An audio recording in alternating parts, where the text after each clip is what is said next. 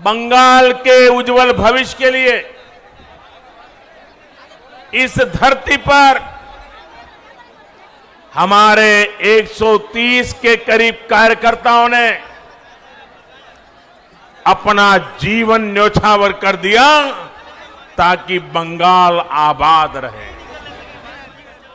मैं ये क्यों कह रहा हूं? मुझे गर्व है मेरी पार्टी के पास दिलीप घोष जैसे अध्यक्ष है।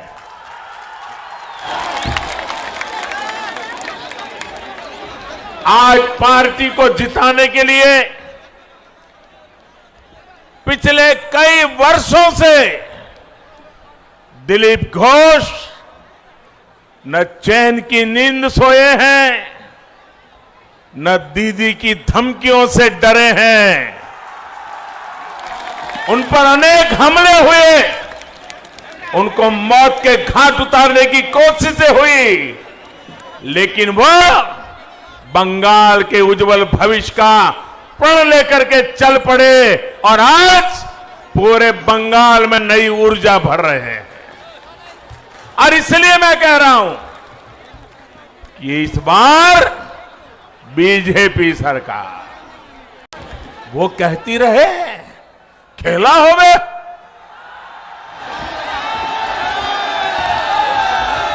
लेकिन पूरा बंगाल आज कह रहा है, ये हमारा पश्चिम बंगाल आज कह रहा है खेला शेष होवे, विकास आरंभ होवे। साथियों, आज दीदी से पश्चिम बंगाल के लोग 10 साल का हिसाब मांग रहे हैं, लेकिन जवाब देने के बजाय दीदी उन पर अत्याचार कर रही है। आज हर बंगालवासी कह रहा है दीदी के तो बोलछी किंतु उन्हीं सुने छन्ना। अम्फान चक्रवात का हिसाब मांगो तो दीदी को गुस्सा, राशन के चावल की चोरी का जवाब मांगो तो जेल में डाल देती है, कोयला घोटाले पर जवाब मांगो तो पुलिस से डंडे मरवाती है, चाकरी पर जवाब मांगो तो घर जला दिया जाता है। साथियों, आज बंगाल का गरीब पूछ रहा है कि उसको आयुष्मान भारत के तहत मुफ्त इलाज की सुविधा का लाभ क्यों नहीं मिलता। आज बंगाल का किसान पूछ रहा है उसको किसान सम्मान निधि के हजारों रुपए क्यों नहीं मिले। शहरों में रेहड़ी ठेला चलाने वाले गरीब पूछ रहा है कि उनको पीएम स्वनिधि के तहत आर्थिक मदद सही से क्यों नहीं मिली। आज बंगाल की बहनें पूछ रही हैं कि हर गल जल पहुंचाने के लिए टीएमसी सरकार को जो पैसा दिया था, दिल्ली से पैसा भेजा था, वो पैसा तिजोरी में रख करके क्यों बैठ गई। आज बंगाल का गरीब पूछ रहा है क्यों ममता सरकार ने लाखों गरीबों को पक्के घर से वंचित रखा। केंद्र सरकार की तरफ से बीते वर्षों में बंगाल के लिए 33 लाख पक्के घर स्वीकृत किए गए हैं। इनमें से लाखों घर अब भी पूरे नहीं हो पाए हैं। दीदी को लगता है कि इन सब योजनाओं का फायदा अगर लोगों को होगा तो लोग मोदी को आशीर्वाद देंगे। अरे दीदी, आपको मोदी को क्रेडिट नहीं देना था तो मत दीजिए, लेकिन अपने गरीब के पेट पर लात क्यों मारी। आपने रेहड़ी पटरी वालों के पेट पर लात क्यों मारी? बहनों और भाइयों, गरीब का जीवन तब सुधरता है जब जीवन और कारोबार दोनों सरल होता है, रोजगार के अवसर बनते हैं। खड़गपुर सहित पश्चिम बंगाल के अनेक शहरों में आत्मनिर्भर भारत के महत्वपूर्ण सेंटर बनने की भरपूर संभावनाएं। इन संभावनाओं पर भी टीएमसी सरकार ने लगातार चोट पहुंचाई है, प्रहार किया है। एक तरफ देश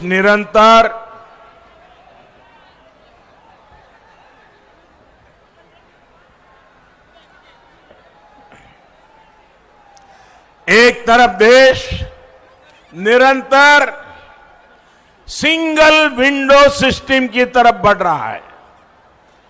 सरकार के अंदर सिंगल विंडो सिस्टम इसलिए ताकि कारोबारी को, उद्यमी को यहां वहां भटकना न पड़े।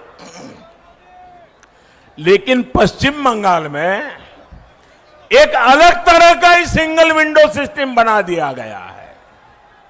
यहां एक अलग प्रकार का सिंगल विंडो है। बंगाल वालों को पता है, देशवासियों को अभी पता नहीं है इसका। ये सिंगल विंडो क्या है? बंगाल में सिंगल विंडो है भाईपो विंडो। बंगाल में कौन सा सिंगल विंडो है? बंगाल में कौन सा सिंगल विंडो है? भाईपो विंडो। बंगाल में कौन सा सिंगल विंडो है? पश्चिम बंगाल में इस विंडो से गुजरे बिना कुछ नहीं हो सकता। पिछले 10 साल में तृणमूल सरकार ने हर वो काम किया जो यहां रोजगार और स्वरोजगार के अवसरों को खत्म करने वाला था, रोकने वाला था। तृणमूल के वसूली गिरोहों, सिंडिकेट के कारण अनेक पुराने उद्योग बंद हो गए। यहां सिर्फ एक ही उद्योग चलने दिया गया है। कौन सा उद्योग? माफिया उद्योग। कौन सा उद्योग? कौन सा उद्योग? माफिया उद्योग। सुवर्ण रेखा नदी पर और कसवती नदी में अवैध खनन के तार कहां से जुड़े हैं, ये यहां का बच्चा बच्चा जानता है। बंगाल में बीजेपी सरकार आने के बाद इन सभी पर सख्त कार्रवाई होगी, कानून का राज स्थापित किया जाएगा। साथियों, बाबा साहब आंबेडकर के बनाए संविधान ने प्रत्येक भारतीय को वोट की आजादी दी है। बाबा साहब आंबेडकर ने हम सभी देशवासियों को यह अनमोल ताकत दी है। लेकिन बंगाल में ममता दीदी वोट करने की आपकी ताकत को छीनती रही है, लूटती रही है। 2018 में पंचायत चुनाव में जिस तरह दीदी ने आपके अधिकारों को कुचला, वो दुनिया ने देखा है। जिन लोगों को संविधान ने के आपके इस अधिकार की रक्षा की जिम्मेदारी दी है, वही लोग बंगाल में लोकतंत्र के लिए खतरा बने हुए हैं। लेकिन मैं बंगाल के लोगों को आश्वस्त करता हूं कि अब दीदी को लोकतंत्र को कुचलने नहीं दिया जाएगा। पुलिस और प्रशासन को भी याद रखना चाहिए कि संविधान और लोकतंत्र की मर्यादाओं से बड़ा कुछ नहीं होता है। আগের নির্বাচনগুলিতে টিএমসি যা করত এবার হবে না। আপনারা আশ্বস্ত থাকুন, সবাই একসঙ্গে রক্ষে দাঁড়ান, নির্ভয়ে ভোট দেন। পশ্চিম বাংলার এতিত ফিরিয়ে আনার জন্য আমরা বদ্ধ